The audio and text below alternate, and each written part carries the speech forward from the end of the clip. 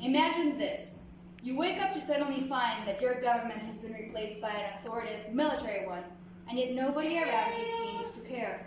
This is the kind of world that Ray Bradbury proposed in his dystopian novel, Fahrenheit 451, in which the American government had been replaced by a dictatorship, and yet the people kept on entertaining themselves with huge screens and fast cars and amusement parks. The most curious thing is that Bradbury didn't place the blame on the government itself, but rather on the ignorance of the people that allowed for such a power to rise. I completely agree with Bradbury. I do believe that people have to care about the choices that they make, and that they cannot remain ignorant and indifferent to the world around them, because the best road for change is one that engages all voices. Caring about our lives has been proven time and time again to benefit the community as a whole. Our democracy is built on that principle, that the people will interact with their governments in order to propose both problems and solutions. Most modern civilizations completely rely on this concept. More so than being a logical choice, caring is a survival instinct. We need to care not only about ourselves, but also about our friends, about our family, about our neighbors. And further yet, it's also a motivator, because if we didn't care about the world around us, what would we have to live for? Chile found itself in an unaffected state a few years back in 2017 for our last presidential election. Only 49% of the population decided to participate in the vote because the average Chilean believed that the everyday politician was getting elected, that the rich would stay rich and the impoverished would stay impoverished, and that there would be no true change. But at some point, something had to give. And in 2019, we had a social unrest protest. At its peak, 1.2 million Chileans marched all the way to Plaza Baquedano in favor of social justice.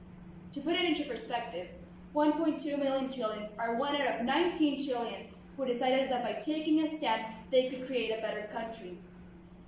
What's most interesting yet is that they didn't belong to a particular economic class, social group, or even political tendency. They were all just Chileans who believed that by engaging with their voices, they could make a difference. As a result of this period of protests, we are now working towards a new constitution in which people who are not from the government are the only ones who can write, who can participate in its creation. In this way, thanks to the people's engagement, we are hopefully working towards a new foundation for our country. A new foundation which is more fair, which is more just, and which doesn't repeat the mistakes of its past. I would also like to propose to you the counter side of this argument, the side in which we ask ourselves, why should I care? It's not my problem, and even if it is, I only have my voice. How much can that be worth?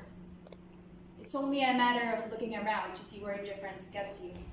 Right now, Afghanistan is being taken over by the Taliban terrorist organization. In the south of Chile, there are thousands who are suffering due to the bloody conflict between the Mapuche group and the government. We live in a pandemic which can only be solved by taking care not only of ourselves, but for the sake of others.